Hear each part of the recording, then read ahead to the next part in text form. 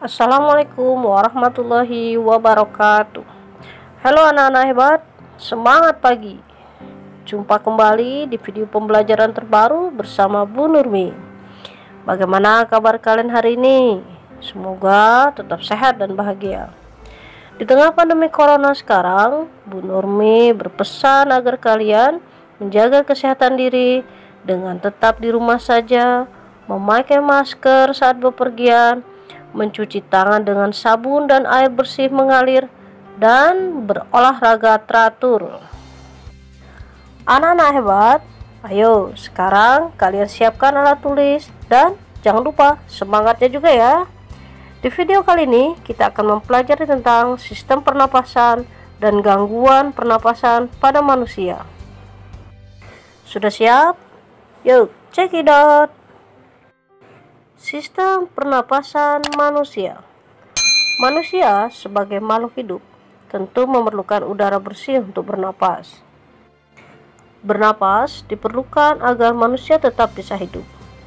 Tahukah kalian apa itu sistem pernapasan pada manusia? Sistem pernapasan merupakan sekumpulan jaringan organ yang membantu tubuh untuk bernapas. Sedangkan fungsi dari sistem pernapasan ternyata tidak hanya membantu kalian bernapas. Sistem pernapasan juga mempunyai fungsi diantaranya membantu tubuh dalam menyerap oksigen dari udara dan membuang gas sisa seperti karbon dioksida dari darah, dan dapat membuat seluruh organ berfungsi dengan normal. Organ pernapasan manusia. Untuk menjalankan beragam fungsi sistem pernapasan, tubuh membutuhkan sinergi organ-organ pernapasan. Bagian jaringan organ pernapasan manusia tersebut terdiri atas: yang pertama, mulut dan hidung, merupakan pintu masuk keluar udara ke dalam tubuh. Yang kedua, sinus, sebagai ruang sela di antara tulang kepala yang mengatur suhu dan kelembaban udara yang dihirup. Berikutnya, tenggorokan, yaitu tabung yang mengalirkan udara dari mulut dan hidung ke batang trakea. Trakea merupakan bagian tubuh yang menghubungkan tenggorokan dan paru-paru. Lalu ada tabung bronkial, tabung di bawah tenggorokan yang terhubung ke paru-paru. Paru-paru merupakan organ yang mengeluarkan oksigen dan memasuk ke seluruh tubuh. Selanjutnya ada diafragma, yaitu otot yang membantu paru-paru menarik dan mengeluarkan udara. Lalu ada tulang rusuk, yaitu tulang yang mengelilingi dan melindungi paru-paru. Alveoli adalah kantong udara kecil di paru-paru sebagai tempat pertukaran oksigen dan karbon dioksida. Lalu ada bronchiolus, merupakan cabang dari bronkial yang mengarah pada alveoli. Selanjutnya ada kapiler, merupakan pembuluh darah di dinding alveoli yang menggerakkan oksigen dan karbon dioksida. Berikutnya ada lobus paru-paru. Ini adalah bagian paru-paru yang berbentuk bulat, 3 di paru-paru kanan dan 2 di paru-paru kiri. Pleura merupakan kantong tipis yang mengelilingi lobus paru-paru. Cilia, rambut kecil yang berguna menyaring debu dan alergen dari saluran pernapasan. Ini adanya di dalam hidung ya. Berikutnya laring, organ berongga yang dapat mengeluarkan suara saat udara masuk dan keluar. Proses pernapasan pada manusia. Proses pernapasan meliputi 2 proses, yaitu menarik atau inspirasi dan mengeluarkan atau ekspirasi. Sewaktu menarik napas, otot diafragma berkontraksi dari posisi melengkung ke atas menjadi lurus. Bersamaan dengan itu, Otot tulang rusuk juga berkontraksi. Akibatnya, organ dari rongga dada mengembang. Selanjutnya kita akan mempelajari tentang apa saja gangguan dari sistem pernapasan. Pernapasan adalah kegiatan yang sangat penting bagi manusia dalam kehidupan sehari-hari. Jika kamu kesulitan untuk bernapas, itu karena adanya sistem pernapasan yang terganggu, sehingga membuat kamu sakit dan punya masalah pada pernapasan. Sistem pernapasan dapat mengalami berbagai gangguan, baik karena kelainan pada sistem pernapasan atau akibat dari infeksi kuman. Yang pertama adalah asma. Asma atau sesak napas merupakan penyakit yang banyak dialami manusia. Asma adalah penyakit akibat dari adanya penyempitan pada saluran napas. Itu terjadi karena otot polos pembentuk dinding saluran terus berkontraksi, sehingga menyebabkan gangguan atau kekurangan hormon adrenalin. Asma bisa disebabkan oleh alergi pada debu, bulu, atau asap rokok. Masuknya alergi itu akan memicu tubuh untuk menghasilkan senyawa kimia seperti prostaglandin dan histamin. Senyawa kimia itulah yang dapat memicu penyempitan saluran pada saluran pernapasan.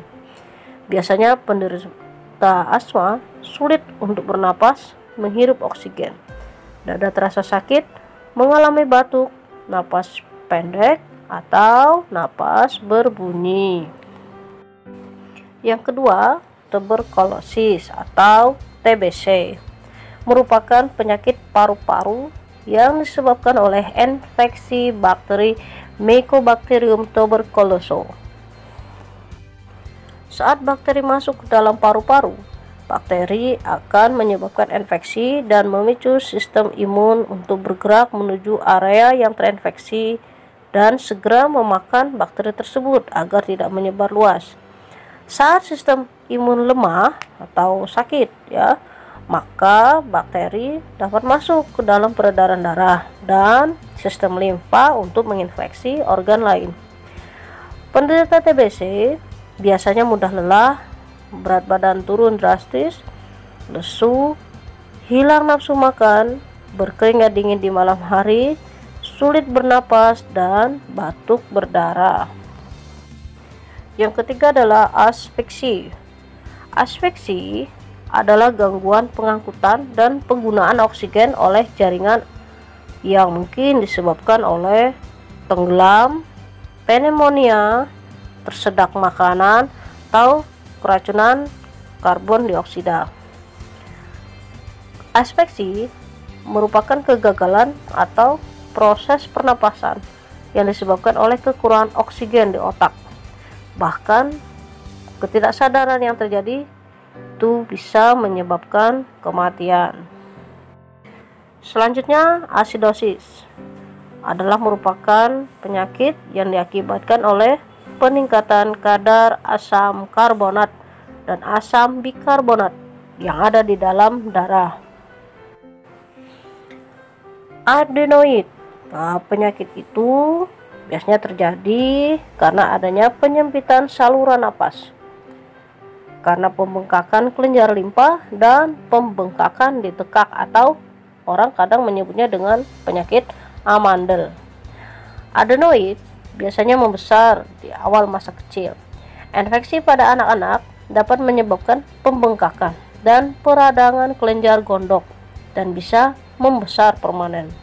Jika adenoid membesar, hal ini akan mengakibatkan terjadinya penghambatan pernapasan melalui hidung dan gangguan saluran sinus.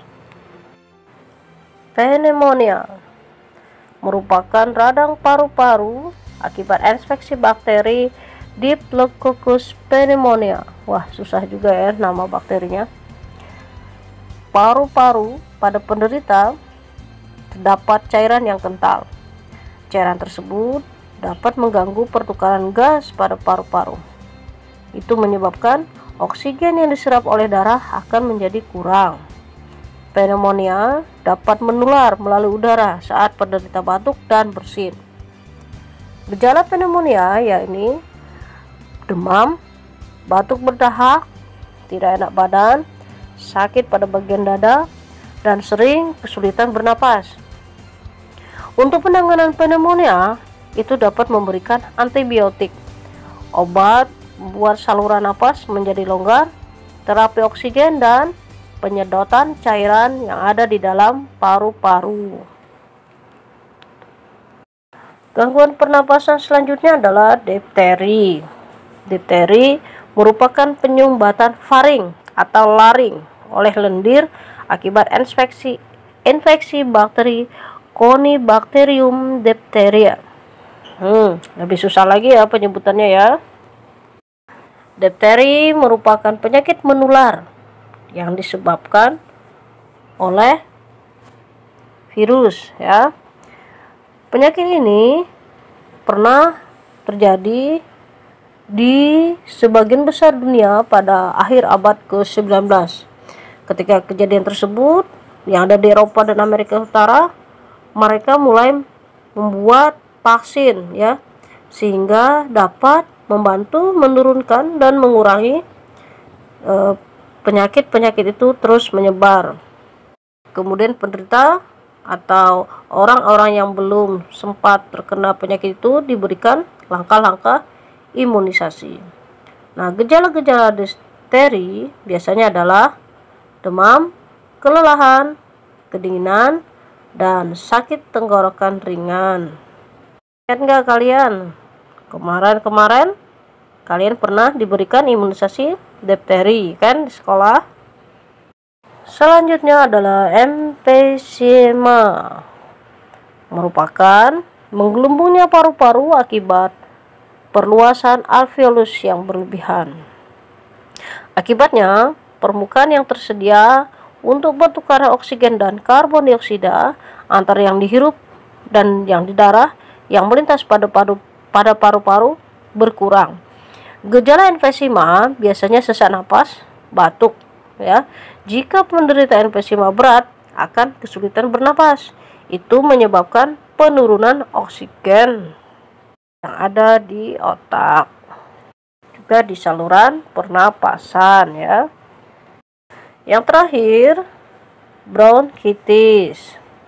Bronkitis merupakan penyakit yang disebabkan adanya peradangan pada selaput lendir, selaput bronkial dan trakea. Itu disebabkan oleh virus.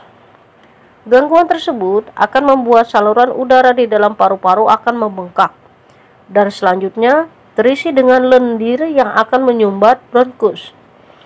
Penderita bronkitis biasanya akan mengalami dada nyeri, batuk, dan sesak napas. Nah, hebat.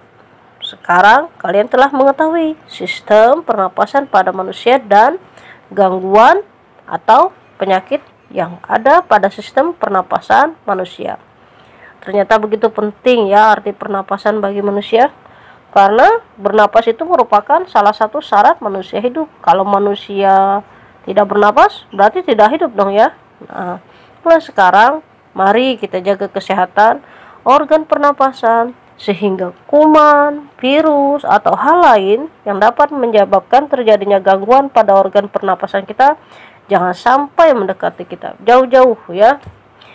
Sekian video pembelajaran kita kali ini, semoga bermanfaat dan sampai jumpa di video pembelajaran selanjutnya. Assalamualaikum warahmatullahi wabarakatuh.